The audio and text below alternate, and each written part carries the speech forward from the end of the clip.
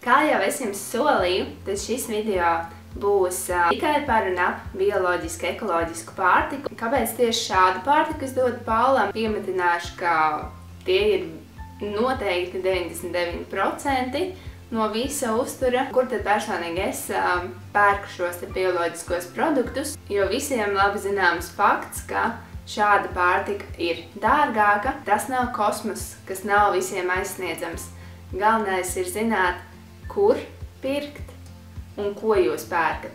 Un saprast, ka tā ir investīcija jūsu bērnu veselībā. Mans stāsts, kā tad mēs nonācām pie šādas pārtikas, ir pavisam nejaušs, jo man Pauls ir septembra bērns, kas nozīmē, ka februāra beigas bija tas mēnesis, kad mēs sākām viņu iepazīstināt ar citām garšām, ne tikai pienu, pirmajiem dārzeņiem.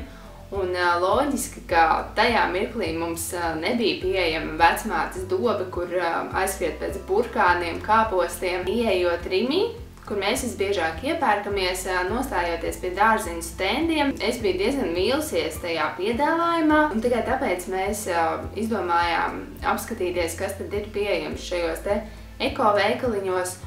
Un pie tiem arī palikām. Un tikai vairākiem mēnešiem ejot uz priekšu, es sāku padziļināt vairāk, interesēties, bet ar ko tad tā bioloģiskā pārtika atšķirās? Kāpēc tad ekoloģisks, bioloģisks, varētu teikt, ka tie ir sinonīmi, ir labāks nekā tas, ko mēs varam nopirkt Rimī veikalos, kā audzēti dārzeni Latvijā vai ievestos dārzeņus, gaļas, graudaugi? Ar ko tad viņi atšķirās no šiem te ekoproduktiem? Tā ir pārtika, kas nav audzēta ar dažādām ķimikālijām, pesticīdiem, kurai netiek izmantota ķīmija, lai iznīcinātu kaitēkļus, lai iznīcinātu nezāles. Jo viss tas, kas uz šī dārzenīša nonāk, tā ir inde, kur pēc tam pats uzņem. Un šī inde krājās un krājās tavā organismā, un beigās, protams, ir dažādas saslimšanas. Par gaļu, ko mēs ēdam, lopus baro ar modificētu pārtiku, soju, kukurūzu. Lopus tur sprostot. Šis ir tendēts, lai tie lopi pēc iespējas ātrāk izaug. Viss ir bizness, kur visu vajag ātri, lai ātri varētu norealizēt un tikt pie naudas. Līdz ar to lopi bieži slimo.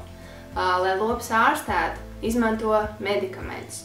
Un viss tas, ko viņi uzņem, visi to tālāk arī uzņemam mēs. Savukārt bioloģiskā saimniecība. Lopiem ir pieejams brīvas ganības. Tie dzīvo normālos apstākļos, kā mēs zinām, kā tas notiek, kā mēs iedomājamies, kā tas notiek laukos. Tos baro ar bioloģiskiem dārzeņiem. Ja tie saslimst, tad tos mēģina ārstēt ar dabiskiem līdzekļiem.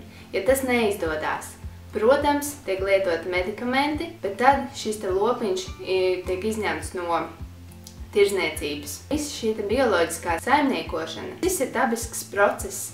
Tas nav tendēts uz naudas raušanu. Tas viss ir daudz mazākos apmēros. Netiek kaitēts dabai. Gala rezultātā netiek kaitēts arī cilvēkiem, kas šo produkciju lieto sev uzturā. Es stāstu tikai mazu daļiņu no tā visa, bet iesaku jums tiešām pašiem palasīt, jo ir pieejama ļoti plaša literatūra. Bērniņš vēl ir maziņš. Ja es salīdzinu, ka Pauls man apēd burtiski tikpat, cik es. Un ja viņš ēstu šo te nebioloģisko pārtiku, tad cik daudz gan viņš uzņem šīs sliktās vielas savā mazajā ķermenītī, ja, piemēram, salīdzina ar mani, lielu cilvēku. Jo arī maldinoši ir domāt, ka šobrīd ir ļoti populārs nakts tirgus, piemēram, Rīgā, kur tirgojās vietējie zemnieki forši. Tu jau domā, ka te un pēc tiešām vietējo produkciju, kas ir labāka nekā veikalā pieejamā, bet tā jau nav.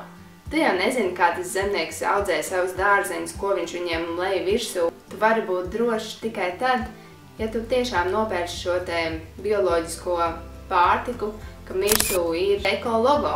Tikai tad tu vari būt drošs. Un par vietām, kur tad es iegādājos šādu produkciju, mēs dzīvojam Rīgā. Pieejam tiešām vairāk eko veikali. Mani mīļākie tas ir eko veikaliņš uz Dzirnavu ielas, netālu no Lido. Tad man tīri labi patīk arī veikals Zaļā govs, kas šobrīd gan atrodas uz Barona ielas, bet Latvijas veikalus es izvēlos tīri tikai dēļ gaļas un tikai dēļ dārzeņiem. Pārējās lietas, kas ir attiecīgi putras, eļļas, našķīši, biezenīši. Tos visus es pasūtu no Vācijas internetu veikala. Zemāk ielikšu linkus. Un es nesūtu pa taisno, bet es sūtu caur kopasūtījumiem. Ir izveidota Facebookā grupa. Un kāpēc es sūtu tieši no Vācijas? Tīri dēļ lielās cenu atšķirības. Piemēram, Latvijas eko veikalā pirktā bērnu eļļa maksā plus mīnus 6 eiro. Savukārt Vācijas veikalā tie ir aptuveni 4 eiro. Par biezenīšiem. Biezenīši maksā kā kuri. Tos, kurus es pērku Latvijā, tie maksā 1,60 eiro. Tur viens biezenīts izmaksā 90 centus. Cepumi, piemēram, mums ir iecienīgi vieni holas cepumi, kuri eko veikalā maksā plus mīnus 4 eiro. Internetu veikalā tie ir, ja nemaldos, bija 1,90 eiro. Tā cena atšķirība tiešām ir ievērojama. Par dārzeņiem, dārzeņus es esmu pasūtījusi arī no absolutfēd.lv.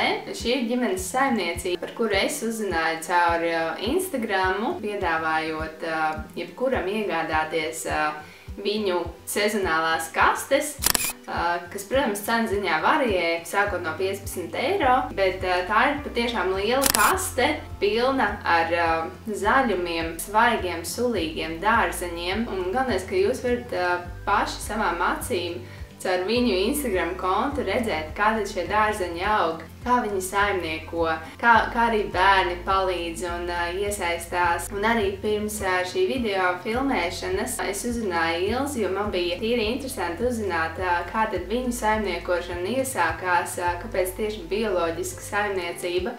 Un tad viņi atbildēja, ka izšķirošais faktors tie bija viņu bērni, kur aug zinātkāri. Taču kurš vecāks savam bērnam vēlas to labāko un ar mierīgu sirdi dzīvot un apzināties, ka bērns var ieskriet siltumnīcā, noplūkt tomātu, gurķi, to pat uz vietas notiesāt. Un zināt, ka tas ir brīvs no visādām ķimikālijām un sliktām vielām, tas ir tiešām superīgi.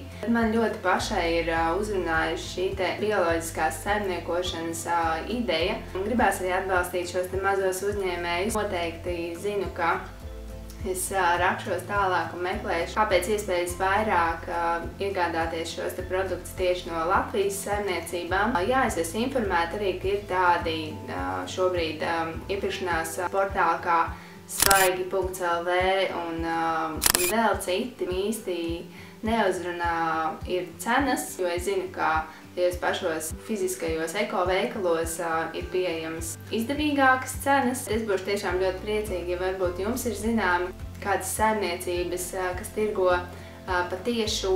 Būtu ļoti priecīgi, ja jūs padalītos ar kontaktiem. Domāsim par savu veselību, kā mēs barojam savus organismus. Galvenokārt domāsim par savu bērniņu nākotni, par savu bērniņu veselību.